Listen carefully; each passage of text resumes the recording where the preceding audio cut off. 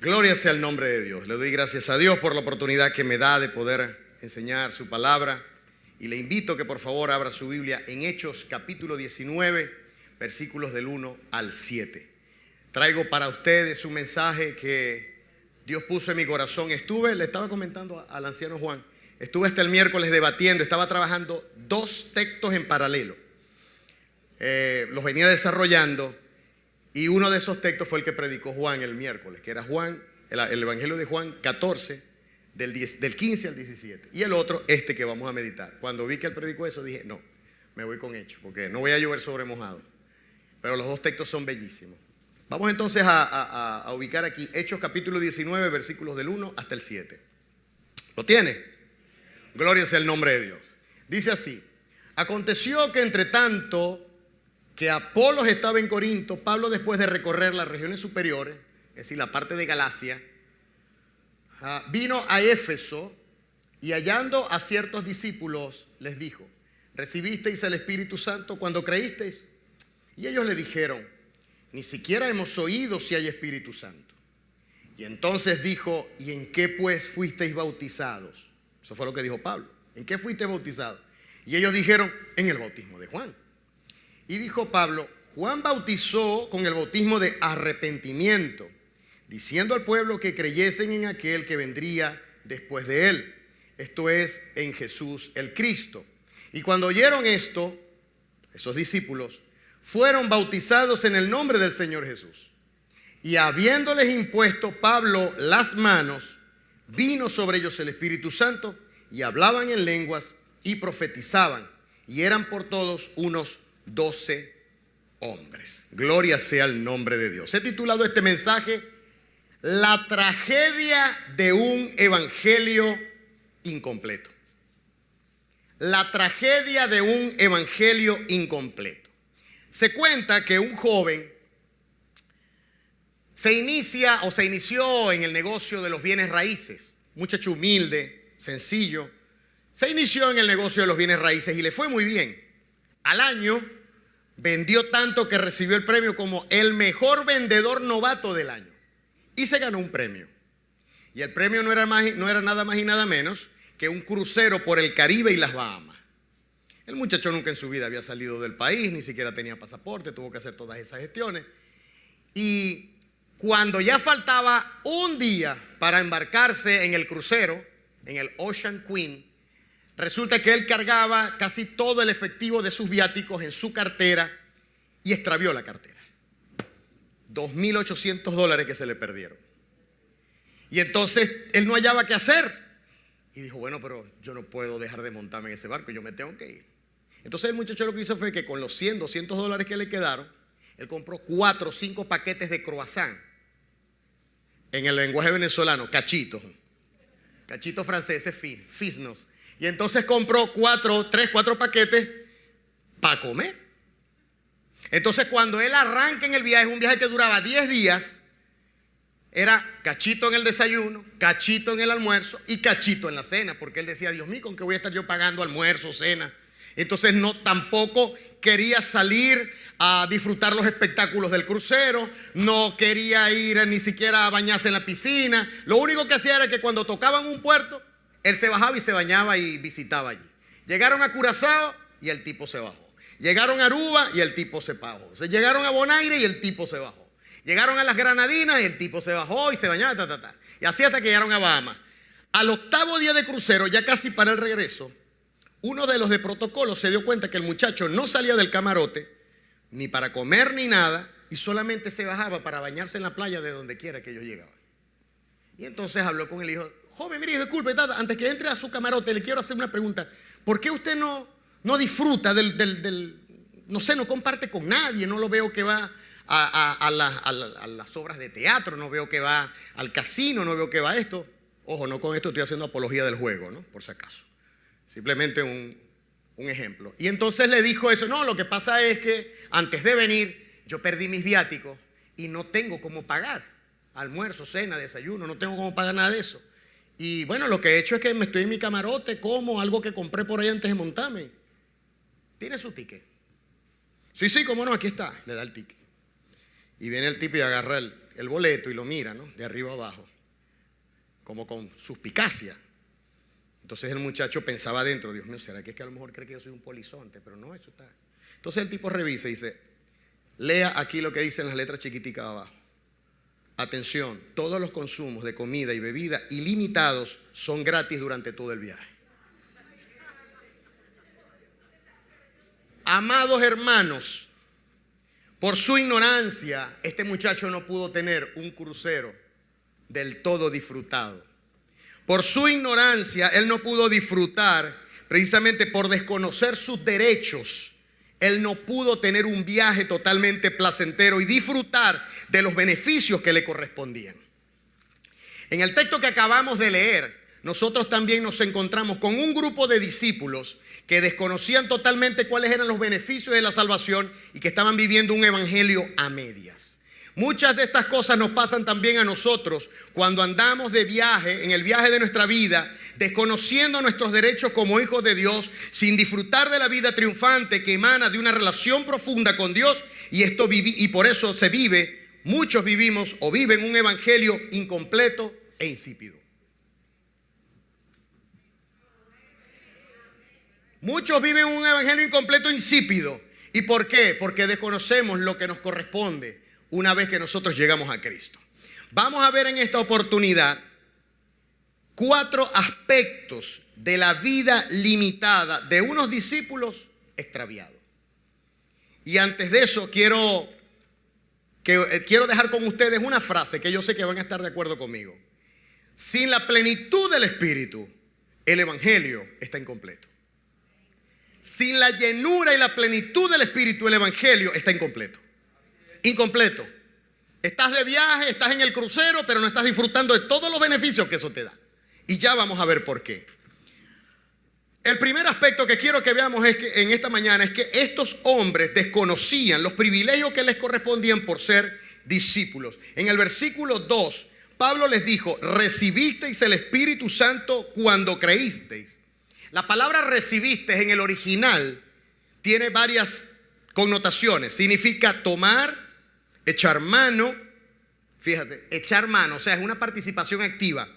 Aceptar, alcanzar, recobrar o recuperar, recoger, recibir. Vamos a ver cómo sería con estas palabras la pregunta de Pablo.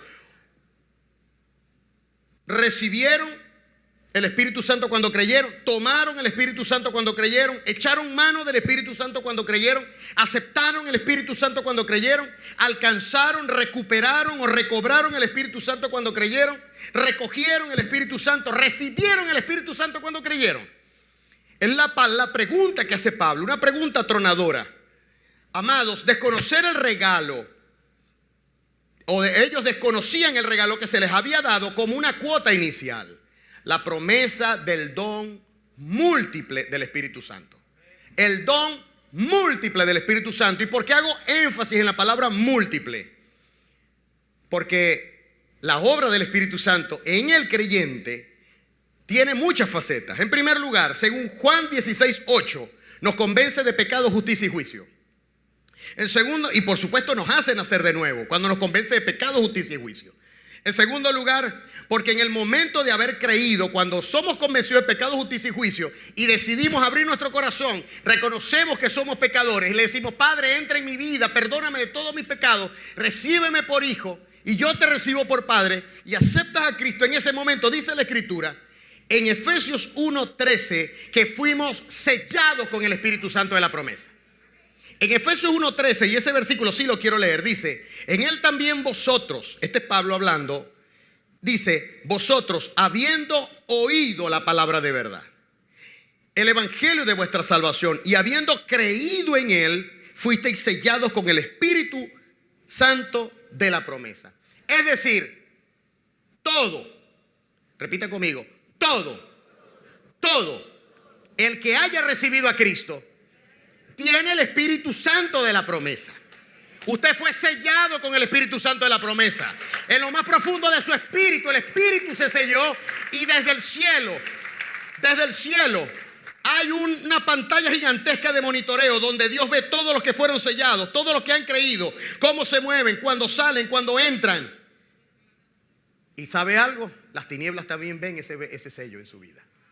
Pero no tenga miedo, porque más grande es el que está en nosotros que el que está en el mundo. Amén. A su nombre gloria.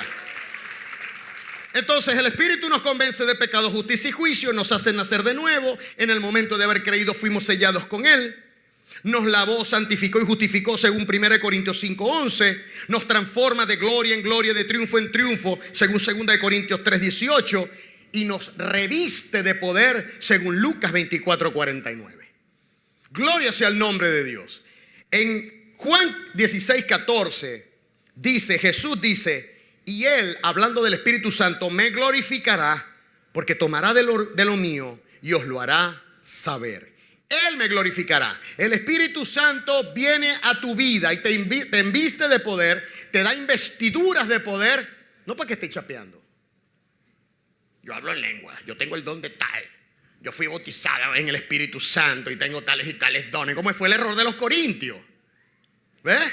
El Espíritu Santo no nos fue dado para que chapiemos, para que nos demos lujo. Jesús dijo en Hechos 1:8: y recibiréis poder cuando venga sobre vosotros el Espíritu Santo y me seréis testigos.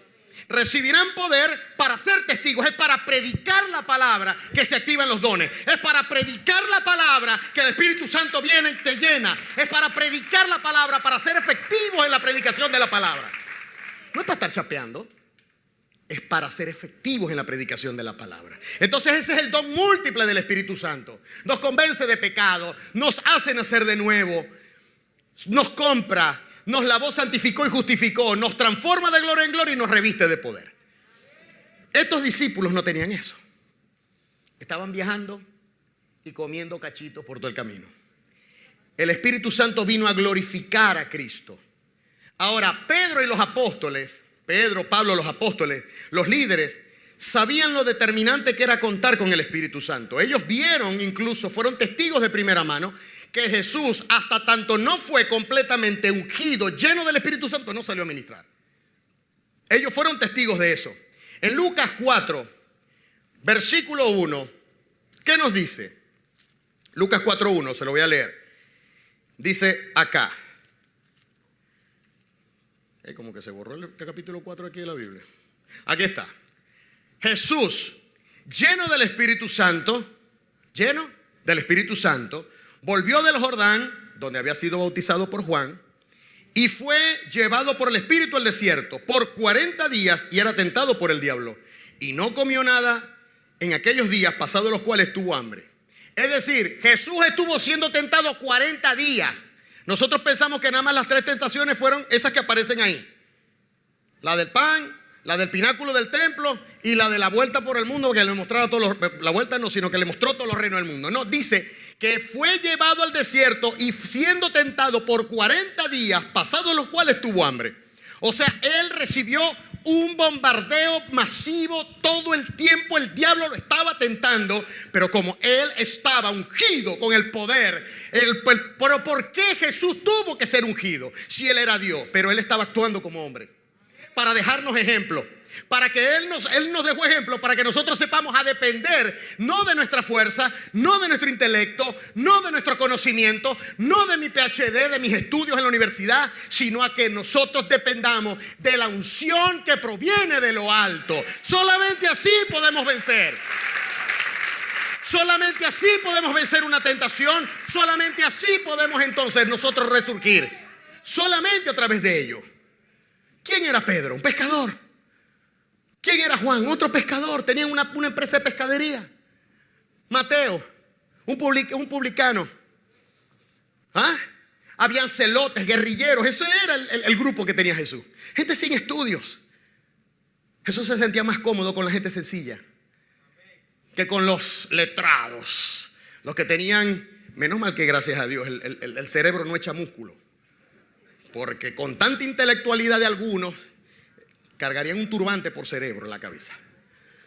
Estoy diciendo así porque como no me están grabando, entonces puedo como que relajarme un poco, ¿no? Ahora bien, ellos sabían que Jesús se movió con total autoridad, poder, dominio una vez que fue ungido. Y no es que no tenía poder, pero él quiso dejarnos ejemplo en todo. Ahora bien, y eso lo dice Pedro en casa de Cornelio, en Hechos, capítulo 10, en los versículos 37 y 38.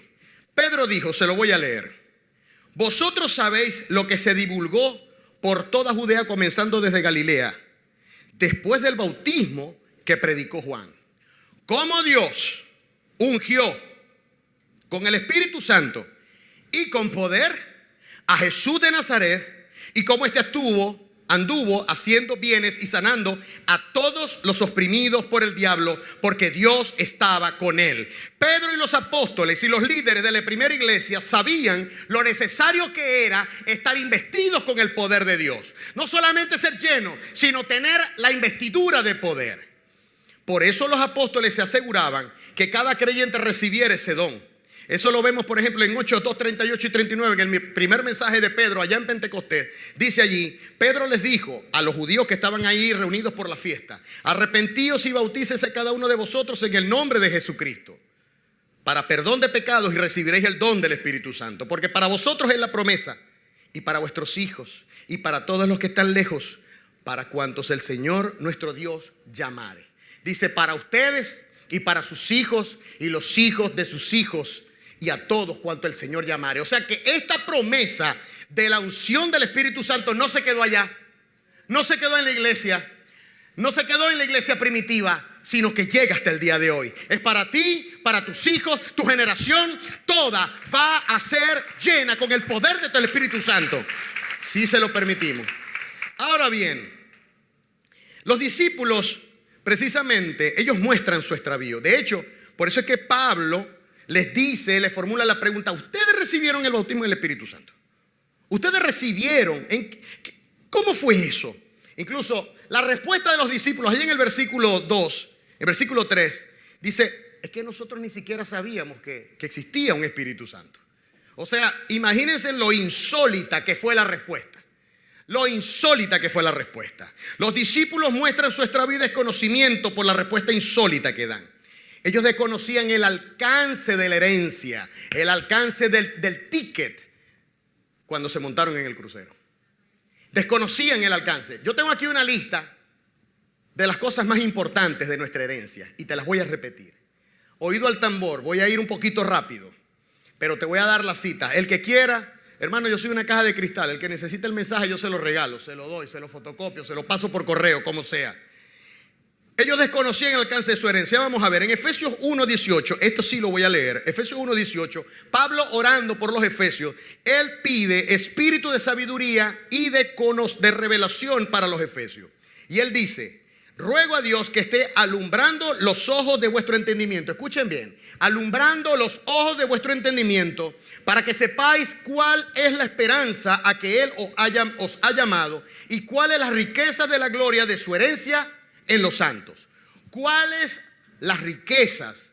Fíjese bien, desmontemos la oración. Las riquezas de la gloria de su herencia en los santos. Los santos tienen herencia. ¿Quién es santo aquí? Todos somos santos. Somos pecadores, pero somos santos, porque fuimos apartados por Dios. Ahora, te voy a dar la listica. Somos posesión de Dios, su pueblo comprado por precio. Primera de Corintios 6, 19 y 20. Hermanos, hemos heredado vida eterna. Mateo 19, 29. Hemos heredado absoluto perdón y redención. Efesios 1:7. Pecados pasados, presentes y futuros, todo está perdonado. Pero tenemos que confesar cuando pequemos, ¿ok? Fuimos adoptados como hijos, según Efesios 1:5. Fuimos sellados con su espíritu y nos hizo su morada, según Efesios 1:13. Heredamos el espíritu de adopción que intercede por nosotros, gimiendo, clamando, diciendo, Abba Padre, según Romanos 8:15. Somos coherederos con Cristo, Romanos 8:17. Tenemos abundancia de gracia, el don de justicia, y tenemos el derecho a reinar desde ya, Romanos 5:17. Participamos en el reino de Dios, Mateo 25:34. Tenemos ciudadanía celestial, Filipenses 3:10. Tenemos riquezas en gloria, Filipenses 4:19. Hemos sido bendecidos en los lugares celestiales, y por la fe traemos la bendición al presente. De pronto estamos enfermos, por fe traemos la sanidad. Estamos en bancarrota, por fe traemos la provisión. Dios, todo por fe, porque el justo por la fe vivirá. Amén. Hemos heredado sabiduría y ciencia según Romanos 11:33. Te heredamos autoridad y poder y dominio sobre las huestes del mal. Lucas 9:1. Tenemos dones espirituales recibidos para ministrar a otros y edificar el cuerpo de Cristo. 1 Corintios 12. Y se nos tiene prometida la resurrección y la incorrupción de nuestros cuerpos según 1 Corintios 15:50. Imagínate la herencia que tenemos en Cristo. A su nombre gloria. A su nombre la alabanza.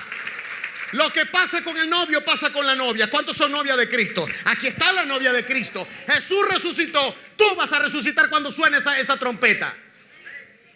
A su nombre, gloria. Hermanos, sin plenitud del Espíritu el Evangelio está incompleto. Sin estar llenos del Espíritu el Evangelio es incompleto. Es metal que resuena, címbalo que retiñe. Porque el fruto del Espíritu es amor, gozo, paz, paciencia, benignidad, bondad, mansedumbre, fe, templanza. Contra tales cosas no hay ley. Cuando uno se convierte, lo primero que siente es amor. La naturaleza de Dios es amor. Amén. Aleluya.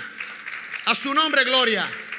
Entonces el primer aspecto era que estos hombres desconocían los privilegios que le correspondían por ser discípulos. El segundo aspecto de estos discípulos extraviados, de estos discípulos con un evangelio incompleto, viviendo la tragedia de un evangelio incompleto, era que ellos tenían un conocimiento parcial del evangelio. Ellos decían, Pablo les preguntó allí, ¿en qué pues fuisteis bautizados? Y ellos dijeron, en el bautismo de Juan. En el bautismo de Juan. Ahora bien, la pregunta era clave, ¿en qué pues fuisteis bautizados? Era clave porque en Hebreos 6 del 1 al 2, no lo lean, yo lo tengo aquí, se nos muestra que los apóstoles manejaban una doctrina de bautismos. Y cuando yo me topé con esto y el Señor dirigiéndome por su espíritu a lo largo de todas estas páginas, tuve que ponerme entonces a revisar algunos documentos que yo tenía, algunas cuestiones por ahí perdidas en los años 90, donde hubo un mover carismático tremendo entre todas las iglesias de Maracaibo y de Venezuela. Y me vi obligado en aquel entonces a estudiar estas cosas. En Hebreos 6 del 1 al 2 dice allí, por tanto, dejando ya los rudimentos de la doctrina de Cristo. La palabra rudimento significa enseñanzas elementales. El autor de Hebreo, que para mí es Pablo porque tiene la misma teología, solamente que el nivel de redacción es distinto, se piensa que fue Lucas, su amanuense, su secretario, pero la teología es paulina. Él dice allí, dejando los rudimentos, el ABC de la doctrina, vamos adelante a la perfección. No nos quedemos estancados allí. Dice, no echando otra vez el fundamento. Y aquí dice las doctrinas del arrepentimiento de obras muertas, de la fe en Dios, de la doctrina de bautismos, de la imposición de manos, de la resurrección de los muertos y del juicio eterno. Esa era la doctrina básica de la iglesia. Ahora vamos a quedarnos nada más con la doctrina de bautismo. Voy a explicar rápidamente en qué consistía la doctrina de bautismo. En la Biblia nosotros encontramos al menos 6 tipos de bautismo. Hay gente que dice que son 7. Para mí son 6 porque hay 2 que están fusionados de acuerdo a mi criterio, mi humilde criterio. Aquí no te los voy a explicar porque no tenemos tiempo. Más bien ahora con la ayuda de Dios, quien no haya recibido el bautismo con el Espíritu Santo va a pasar al frente y le vamos a imponer la mano en el nombre de Jesús. Para que nosotros nos sumercamos en el Espíritu de Dios. Pero se lo voy a mencionar. Hay 3 preguntas básicas para formularse frente a cada uno de estos bautismos. ¿A quién se bautiza? ¿En qué elemento se bautiza? ¿Y quién es el que bautiza? Repito, ¿a quién se bautiza? ¿En qué elemento es bautizado? ¿Y quién es el que bautiza? Antes de decirlo, tengo que recordar lo siguiente. La palabra bautismo viene de la palabra baptizo, que no es un término técnico ni de la teología, ni religioso, ni nada por el estilo. La palabra baptizo se utilizaba en el griego en el mundo de la textilería, en el mundo de los cueros, porque baptizo significa sumergir. Cuando yo agarraba un cuero y lo sumergía en tinta para cambiarle el color, para darle una coloración, allí yo estaba baptizando esa tela. ¿Me explico? Entonces cuando hablamos de bautismo, estamos hablando de sumergir. Entonces vamos a ver los 6 tipos de sumersión.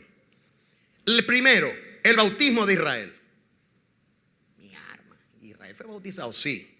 Primera de Corintios 10, del 1 al 2, nos dice que Israel fue bautizado. Eso fue un bautismo figurativo de lo que iba a suceder en el Nuevo Testamento.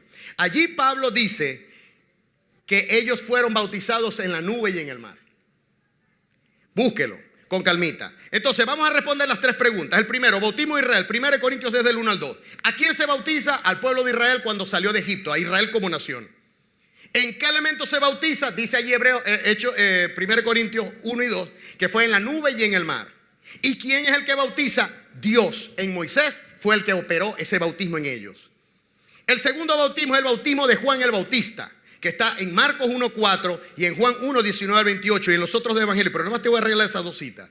Ese era un bautismo de proclamación, era un bautismo con un criterio judío, netamente judío. ¿Por qué? Porque el pueblo judío estaba esperando la manifestación del Mesías y el gran día del juicio de Dios. Y aquí te voy a regalar algo bien interesante. Ese bautismo lo que hablaba era de juicio venidero. Por lo tanto, Juan el Bautista llamaba al arrepentimiento y la preparación para recibir al Mesías. Respondamos las preguntas. ¿A quién se bautiza? Juan el Bautista bautizaba al pueblo de Israel. ¿En qué elemento? En las aguas del Jordán. ¿Ok? ¿Y quién es el que bautizaba? Él mismo, Juan el Bautista. Ese es el segundo tipo de bautismo. El tercer tipo de bautismo es el bautismo del sufrimiento de Cristo, que eso está en Marcos 10:38 al 39, en Lucas 12:50. Allí, en Marcos 10, se nos dice que Juan y Jacobo llegaron y se le acercaron a Jesús y le dijeron: Señor, cuando vengas en tu reino, sientas a mí a tu derecha y a mi hermano a la izquierda. Hay otro texto paralelo que dice que fue la mamá la que lo pidió, pero no importa, fuera la mamá, fueran ellos. El asunto fue que fueron tan atrevidos que les llegaron y le pidieron eso a Jesús. Eso es lo más importante. Uno a la derecha y otro a la izquierda, y le dice Jesús: sí, y ustedes están seguros que pueden recibir el bautismo que yo voy a recibir. Van a ser bautizados con el bautismo con que yo voy a ser bautizado. En el 12:50 dice, estaba ya por llegar la hora y decía: y cuánto anhelo que esta hora pase, que este bautismo pase. Cuando estaba en Getsemaní, dice allí: Padre, si quieres, pasa de mí esta copa, pero no se haga mi voluntad, sino la tuya. El bautismo del sufrimiento de Cristo. Y esto es muy importante que lo recordemos, porque hay una teología del sufrimiento. Hoy hay evangelios que se nos están vendiendo donde no se nos hablan de esto. Nos muestran a nosotros un evangelio de alfombra roja, de jardín de flores, de rosas sin espinas, que cuando agarremos la rosa no nos vamos a apoyar. Un evangelio fácil, de chequeras, de tarjetas de crédito, de apartamentos, de aviones. Un evangelio fácil, y Jesús no tenía ni dónde recostar la cabeza. Wow. Hermanos, cuando nos toca sufrir, nos va a tener que tocar sufrir. Tenemos que estar preparados para eso. Y eso lo decía Pedro. Jesús mismo lo dijo: en el mundo tendréis aflicción, pero confiad, yo he vencido al mundo. Y Juan decía: más poderoso es el que está en vosotros que el que está en el mundo. Pueden venir pruebas, pero en Cristo Jesús, bautizado en el Espíritu Santo, vas a resistir todo eso. A su nombre, gloria. ¿Quién fue bautizado? Jesús. ¿En qué fue bautizado? En sufrimiento y muerte. ¿Y quién lo bautizó? No se indica explícitamente, pero nosotros creemos que fue el Padre, porque la Biblia dice en Efesios que Dios cargó en Él todo el peso de nuestras rebeliones. Nuestros pecados fueron puestos sobre el Hijo. El castigo de nuestra paz fue sobre Él. El cuarto bautismo ocurre cuando nosotros creemos. Es el bautismo en el cuerpo de Cristo, que dice 1 Corintios 12:13. Dice que nosotros fuimos por un mismo espíritu, fuimos bautizados en un cuerpo por un mismo espíritu. Es decir, cuando la persona recibe a Cristo, el Espíritu Santo, como te convence de pecado, justicia y juicio, te hace dar cuenta que necesitas un Salvador, que estás quebrado, que delante de Dios nuestras obras no sirven de nada. Nosotros no podemos alcanzar la redención, necesitamos un Salvador. Entonces el Espíritu Santo te convence de eso. Cuando recibes a Cristo, ese Espíritu te sumerge en el cuerpo de Cristo, que es la iglesia. Todo el que ha recibido a Cristo está sumergido en el cuerpo de Cristo, que es la iglesia. Entonces, ¿quién es el que es bautizado? El creyente. ¿Dónde es bautizado? ¿Dónde es sumergido? En el cuerpo de Cristo. ¿Y quién es el que lo bautiza? El Espíritu Santo. El Espíritu Santo es el que lo hace. Lo dice Pablo, no lo digo yo, lo dice Pablo. Fuimos bautizados en un cuerpo por un mismo Espíritu. Ese es el cuarto tipo de bautismo. Una vez que nosotros creemos, viene el quinto tipo de bautismo, que es el bautismo en agua del creyente. ¿Verdad? El bautismo en agua del creyente, que está en Mateo 28, 19 y 20, en Romanos 6, 3 al 4, entre otros versículos. Ir por todo el mundo y predicar el evangelio, enseñándoles todas las cosas que os he guardado y bautizándoles en el nombre del Padre y del Hijo y del Espíritu Santo. Y aquí yo estoy con vosotros todos los días hasta el fin del mundo. Aleluya. El bautismo del creyente. ¿Quién es bautizado El que creyó en Cristo. Pero esto es un bautismo de testimonio de obediencia. Es un bautismo que no salva, ¿oyó? Tome su clase de bautismo si no se ha bautizado en agua. Vaya y tómela, pero sepa, eso es un testimonio para su familia de que usted se enroló con Cristo y de ahí nadie lo va a sacar. Y usted está demostrando en eso que se operó un nuevo nacimiento en su vida. Y ahora usted está demostrando con el bautismo en agua lo que se operó en el Espíritu. ¿Verdad? ¿Y quién es el que bautiza? Otro discípulo. Te bautiza un pastor, te bautiza un anciano. Otro discípulo es el que te bautiza.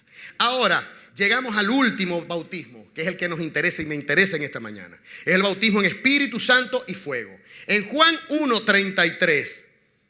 Juan 1:33. Nada más voy a leer ese solo versículo. Juan, hablando en el marco de su bautismo, del bautismo que le estaba diciendo, y él dice aquí: y yo no le conocía. La sangre de Cristo nos cubre. Y yo no le conocía, pero el que me envió a bautizar con agua, aquel me dijo: sobre quien veas descender el Espíritu y que permanece sobre él, ese es el que bautiza con el Espíritu Santo. ¿Y quién fue? ¿Sobre quién descendió? Sobre Jesús. Ese es el que bautiza con el Espíritu Santo. Eso lo dice en Juan. Pero en Marcos 1:8 también se utiliza la preposición con. Bautiza con el Espíritu Santo. En Lucas 3:16 se dice bautiza en Espíritu Santo. Y en Mateo 3:11 dice bautiza en Espíritu Santo. Es decir, sumerge en Espíritu Santo, sumerge con el Espíritu Santo. No es lo mismo tomar el agua que te metas en una piscina. ¿Es o no? Cuando tú crees en Cristo, tomas el agua y naces de nuevo. Pero cuando tú te sumerges en el Espíritu Santo, te estás metiendo en la piscina. ¡Aleluya! Cuando tú recibes esa unción, tú te estás sumergiendo en la piscina. ¿Para qué? ¿Para chapear? No, para estar preparado para dar testimonio de su palabra. ¡Aleluya! El bautismo con Espíritu Santo y fuego, es decir, sumergirnos en el poder del Espíritu. Ahora, ¿quién es sumergido? El creyente. ¿Quién es, en qué elemento es bautizado, es sumergido? En el Espíritu Santo. ¿Y quién es el que bautiza? Ahí lo dice, Jesús. Ahí lo dice clarito Jesús. Además, en Mateo 1:8 nos lo dice claramente. Mateo 1:8 nos dice, Mateo 1:8 o Marcos, no es Marcos. Marcos 1:8. Marcos 1:8 nos lo dice. Precisamente allí Marcos recoge las palabras de Juan el Bautista. Dice, y predicaba diciendo, versículo 7, viene tras mí el que es más poderoso que yo. Este es Juan el Bautista, a quien no soy digno de desatar encorvado a la correa de su calzado. Yo a la verdad os he bautizado con agua, pero él os bautizará con Espíritu Santo. Con Espíritu Santo. Gloria sea el nombre de Dios. Ahora bien, como podemos ver, la doctrina de bautismo apuntaba o condensaba los principios fundamentales doctrinales de la primera iglesia. Por eso es que Pablo le lanza la pregunta precisa y les dice, ¿y en qué bautismo fueron ustedes bautizados? ¿En cuál? ¿Por qué? Y aquí me trae a la memoria, quienes son ochenteros igual que yo, aquel comercial de Gilberto Correa.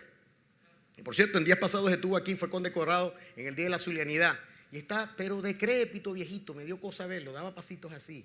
Estaba con un bastón. Bueno, anyway, cuando él estaba en sus buenos tiempos, él tenía un comercial que decía, de Pioneer, decía, si usted no ha escuchado música en un equipo de sonido Pioneer, solo ha escuchado la mitad del sonido. Qué barbaridad de eslogan, tremendo.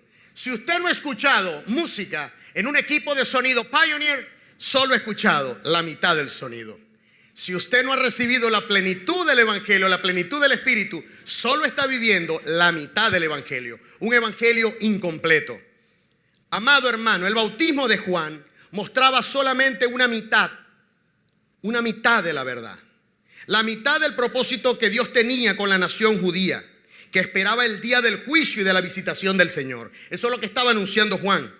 Y donde los judíos esperaban que el Señor destruyera a los injustos y a los gentiles y estableciera su reino con ellos. Eso era lo que Juan tenía pensado. Pero el bautismo en Espíritu Santo como don de Dios mostraba la otra cara de la moneda. era escuchar la sinfonía completa. El día del Señor llegó, recibimos la visita del Mesías, pero en esa primera visita Él vino como un cordero para salvar. El bautismo de Juan era un bautismo de juicio. El bautismo en el Espíritu Santo, con el Espíritu Santo y del Espíritu Santo, que no es lo mismo. Bautismo del Espíritu Santo y en el Espíritu Santo. Bautismo del Espíritu Santo es el bautismo en el cuerpo de Cristo. El bautismo en Espíritu Santo es sumergirte en el Espíritu. Ahora, Él vino para salvar, pero en el bautismo del Espíritu Santo, es decir, el bautismo en el cuerpo de Cristo, Él vino a mostrar que el juicio se postergó, que entramos en la época de la gracia, que hubo una pausa que se puso y se detuvo por un momento el juicio de Dios. Y en el cumplimiento de los tiempos que está por reventar, Él vendrá ya no como un cordero para ser crucificado, vendrá como un león para juzgar. Es mejor que conozcas al Señor ahorita como Salvador y no que lo conozcas como juez. Amados, y aquí está la perlita que les quiero regalar. Jesús estaba predicando y después del bautismo allá de Juan, vino el Espíritu Santo, lo ungió, pasó por el desierto, batalló con el enemigo y salió a predicar y andaba por toda Galilea. Y estaba demostrando unción y poder. Y llegó a Nazaret. En el nombre de Jesús, amada hermana. Aguante ahí. ¿Ok? En el nombre de Jesús. Bien. Él estaba predicando la palabra y estaba haciendo bienes entre todos los pueblos. Sanando, reprendiendo, echando fuera demonios. Él decía, el reino de Dios se ha acercado. Él, en ese momento, llega a Nazaret, a su ciudad natal, a su pueblo natal. Y allá nosotros encontramos en Lucas capítulo 4. Lucas capítulo 4, vamos a leerlo rapidito. Lucas capítulo 4, versículo 16. Dice allí, vino a Nazaret donde se había criado. Y en el día de reposo entró en la sinagoga conforme a su costumbre y se levantó a leer. Y se le dio el libro del profeta Isaías. Y habiendo abierto el libro, halló el lugar donde estaba escrito: el Espíritu del Señor está sobre mí. Este texto es Isaías 61, 1 y 2. Vamos a ver cómo lo leyó aquí y luego vamos a leer el texto original. Dice, Jesús dijo, lo leyó, dice: el Espíritu del Señor está sobre mí, por cuanto me ha ungido para dar buenas nuevas a los pobres. Me ha enviado a sanar a los quebrantados de corazón, a pregonar libertad a los cautivos y vista a los ciegos, a poner en libertad a los oprimidos, a predicar el año agradable del Señor. Versículo 20. Diga, ahí hay un punto, ¿verdad? Punto y aparte. Punto, diga punto. Jesús puso el punto. Y versículo 20 dice, y enrollando el libro, lo dio al ministro y se sentó. ¿Cómo dice Isaías 61, 1 y 2? Dice, el Espíritu del Señor está sobre mí, lo dijo Jesús, porque me ungió Jehová y me ha enviado a predicar las buenas nuevas a los abatidos, lo dijo Jesús, a vendar a los quebrantados de corazón, también lo dijo, a publicar la libertad de los cautivos, también lo dijo, a los presos apertura de la cárcel, también lo dijo, a proclamar el año de la buena nueva de la voluntad de Jehová. Y continúa. ¿Qué continúa aquí? Y el día de la venganza de Dios. Jesús sabe cuándo parar. Él paró. Él dijo, yo vine aquí, no vine a traer todavía la venganza. La venganza viene, pero todavía no. Yo vine a hacer esto, a vendar, a sanar, a restaurar, a liberar a todos los oprimidos por el diablo. Él vino a hacer eso aquí. Amén. Y el producto de eso, usted y yo estamos sentados en esta hora. Producto de eso, nosotros ahora somos miembros del cuerpo de Cristo. A su nombre, gloria. Estos discípulos extraviados, no tenían idea de estas cosas. No tenían idea de esto. Por eso ellos apenas habían escuchado la mitad de la verdad. Le faltaba la otra mitad. Ellos estaban hablando de juicio, pero Jesús dijo, ya va, el juicio viene, pero por ahora yo quiero que el hombre se reconcilie conmigo. Yo quiero restablecer esa relación que se cortó por el pecado, esa separación que hay entre Dios y el hombre. Yo la vine a restablecer. Yo soy el Cordero, yo soy el sumo sacerdote, y en su momento subiré a un altar y seré sacrificado por ti y por mí. Y el castigo que tú merecías, yo lo voy a recibir. A su nombre, gloria. Amados, el tercer aspecto, un destello de esperanza.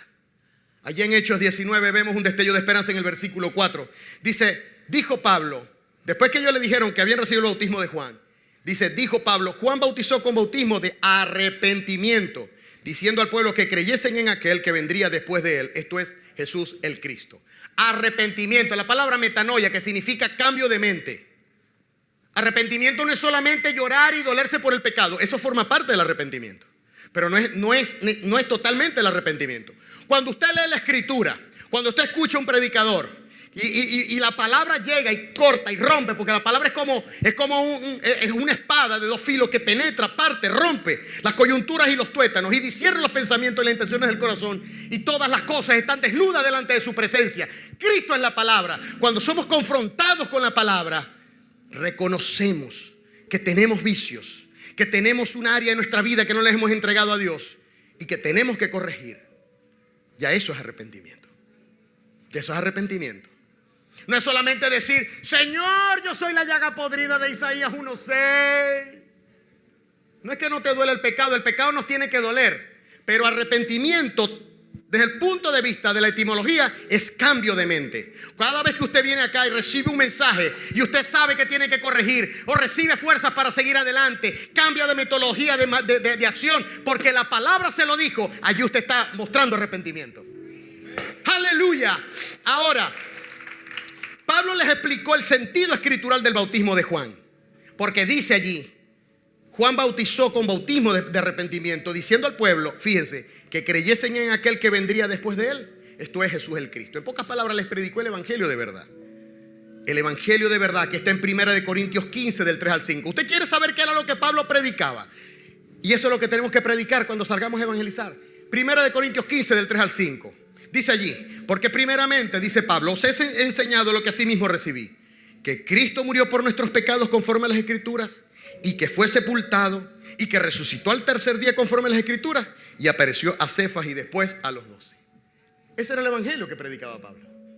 Mire, amado, y al amigo que me está escuchando aquí en esta mañana, quiero decirte que hay una separación entre Dios y el hombre de forma natural. Esa separación se llama pecado. Para eso apareció Jesús. Por eso fue que Jesús, al morir en la cruz, ese fue el mecanismo, el puente que Dios colocó para unirte y reconciliarte con Él. A su nombre, gloria. Y eso se los habló Pablo a ellos. Para lograr un verdadero arrepentimiento debemos predicar la verdad. Dios nos llamó a predicar la verdad. La verdad. Dios me llamó a predicar. A mí, Dios me llamó a pastorear.